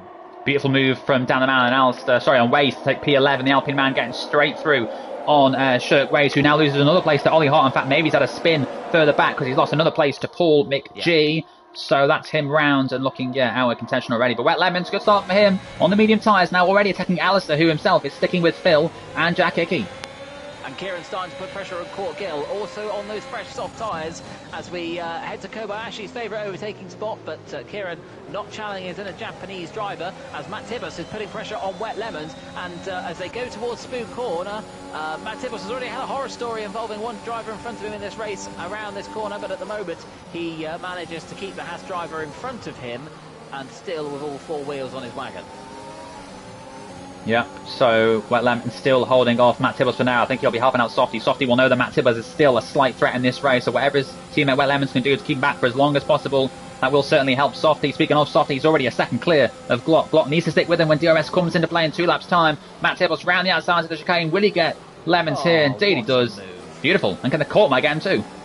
What a absolutely spectacular. This has backed up the pack though, and Matt's going to have to go defensive. And look at this gaggle of cars as they're heading down to turn number 1. 5 of them separated by just a nose width, it seems. And as they head into turn number 1, it's almost as we were. Kieran's getting excited on the inside of Wet Lemons. There's a slight bit of contact, and at the moment they remain as they were. Kieran's been involved in an incident once this race around this tricky first sector. At the moment, he sticks behind the Haas driver, but important move there from Matt Tibos, who now sets his sights in front of him towards former TGP2 champion. As Kieran's got off the road, it's a big off, and is he going to find the wall? He does, but somehow he's still in the race. Yeah, that's Kieran straight off. He will not be getting podium here today then, will he? Let's see what Dan the Man can do on court. The 2 Alpines getting very close to one another. Dan on the quicker, softer tyres. Can he clear court as quick as possible? Court, will he make it hard for his teammate? Looks like he's going to fight him unless he lifts off here. Dan the Man will try the outside line. They're definitely racing as Court eventually lift off. Dan through into P8 and now can start to attack Wet Lemons ahead of him. Yeah, the man with the most pole positions in TGP1 has got past his teammate. The 2 Alpines swapping places.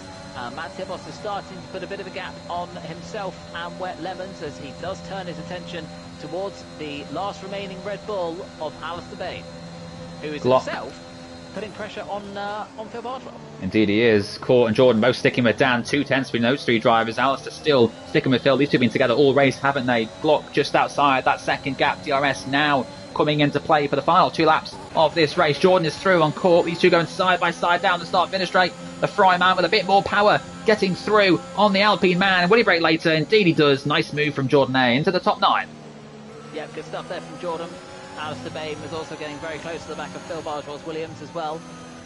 As we make our way onto the penultimate lap, DRS has been enabled, and the runners and riders will be very much looking forward to that. We'll hope we don't end up with a DRS train, although we don't have Roy Scorer still in the race, so with any luck that won't occur.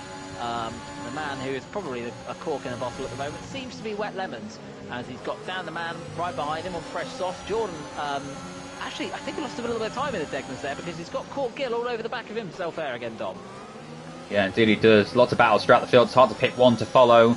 We've got Dan fighting Lemons. We've got Alistair and Matt all over the back of Phil, who himself is now within a second of Jack Hickey, and will get DRS on the Fry Man next time round. Dan the Man almost made a move on Wet Lemons, but just had to try and catch himself because he broke a bit too late. Phil's gone! Phil's gone! Phil's round! And the man who was in 4th, he was finally putting a race together, and Ollie Hart's joined him in sympathy, having a spin in the second spoon curve.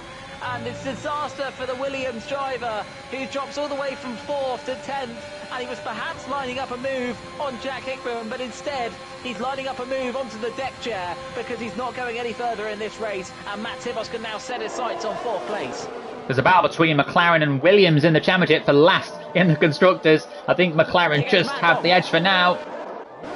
Matt's up into V4. Nice easy move up the inside of Alistair, and he's up into 4th place. As we head into the final lap of this race, Matt Tibos, let's not forget, does have a 3-second time penalty. This will drop him 1 position, as Dan the Man has also now made his way past Wet Lemons, and even worse than Matt Tibos, he could end up behind these two if he's not able to get the gap he needs. So Matt Tibos could end up losing a couple of places thanks to that 3-second penalty that he picked up earlier in the race.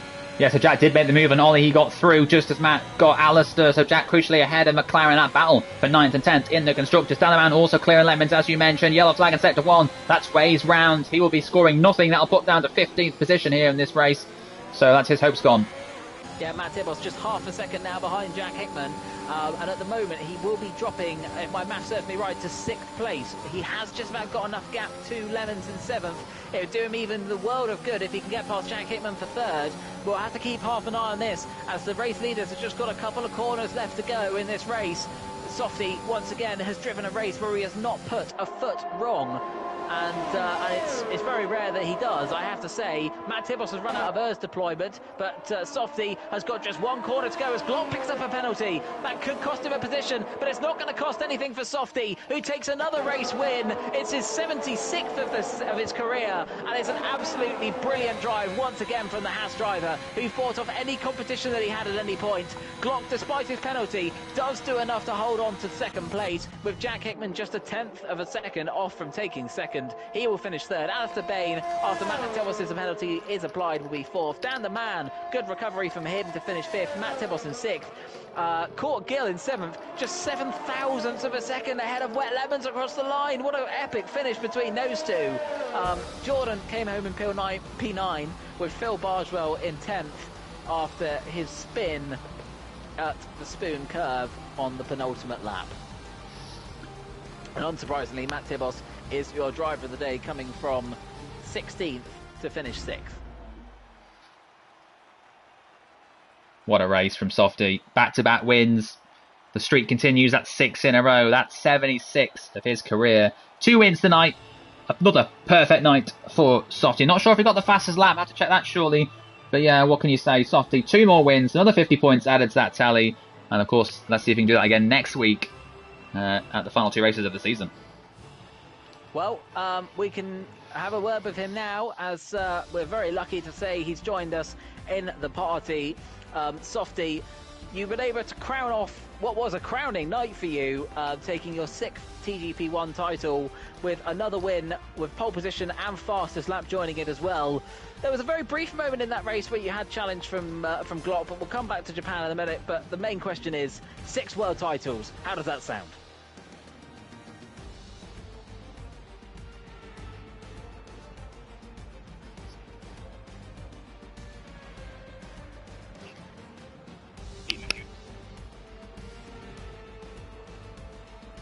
So your 76th career victory after another week of taking 2 wins in a row, which is absolutely brilliant. Another really dominant night. Singapore, a master of the strategy, making those medium tyres last as long as you did. How was it in the cockpit though? You were just seeing that gap going up and up and up and up. Were you expecting to come out of the pits in the lead? Sorry, can I just say, of course, you won't hear Softy's answer at the moment. Softy, unfortunately, doesn't share his voice, so you're just hearing Mike. But Mike, of course, asked Softy some hard-hitting questions there. I'm sure maybe we'll get Softy very shortly, Mike, to answer those questions that you just asked. But I look forward to hearing what Softy has to say in a few moments' time. But what a night it's been. 2 more wins for Softy. Jack Hickey did get a couple of podiums, not quite enough in the end to get the 50 points he needed to extend the gap. But yeah, Softy, we believe, has joined us in the box, Mike. Hello, Softy. Oh, he never makes it easy for us, does he?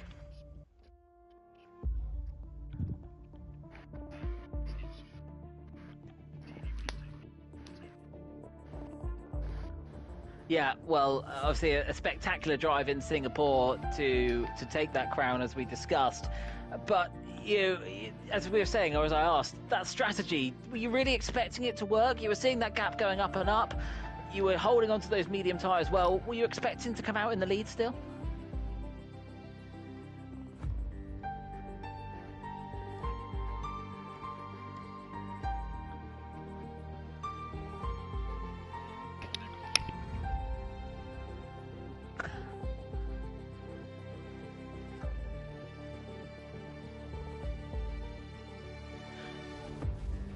Could you see him being the cork in the bottle?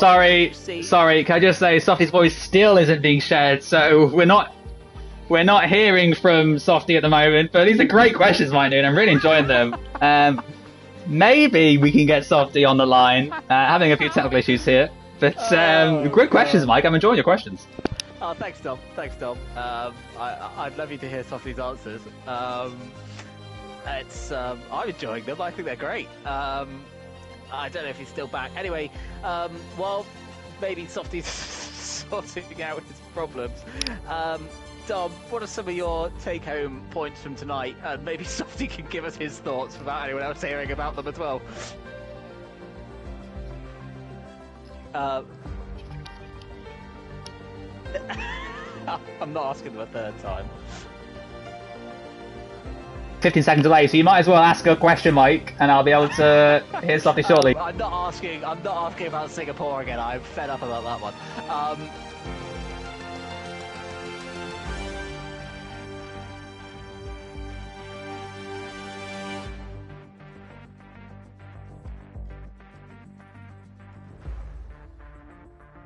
I'm sorry, but we cannot hear Softy still in the stream, so I'm not joking that. But these are good questions, Mike. I think what Softy's trying to say is, Mike, that he's delighted to have beaten James O'Connor's records at TGP1. He said they were both great races. He says it's right up there with the likes of Dom winning the dirt title and Schumacher winning in real Formula One. And yeah, these are great moments that we're witnessing here in TGP. I have to say, Softy, I'm really grateful for you to say, get quite teary about the fact that I could commentate over you winning your 6th title. He really didn't have to get that emotional, but it's really good to hear a fan, just a flooding of emotion there for just how fantastic Dom and Mike are at commentating and asking questions when no one can hear the response. We would love to have brought you an interview with Softy. I've had a great time interviewing Softy, if no one else can hear it. But this has been a rather comical TGP series production for the YouTube channel. I've been Mike Smith. I've been Mike New, not Mike Smith. He's been Dom Smith. Softy has joined us very briefly at the end as well, not that you can hear him. This has been TGP series, and we will see you on PS4. You're such a clot.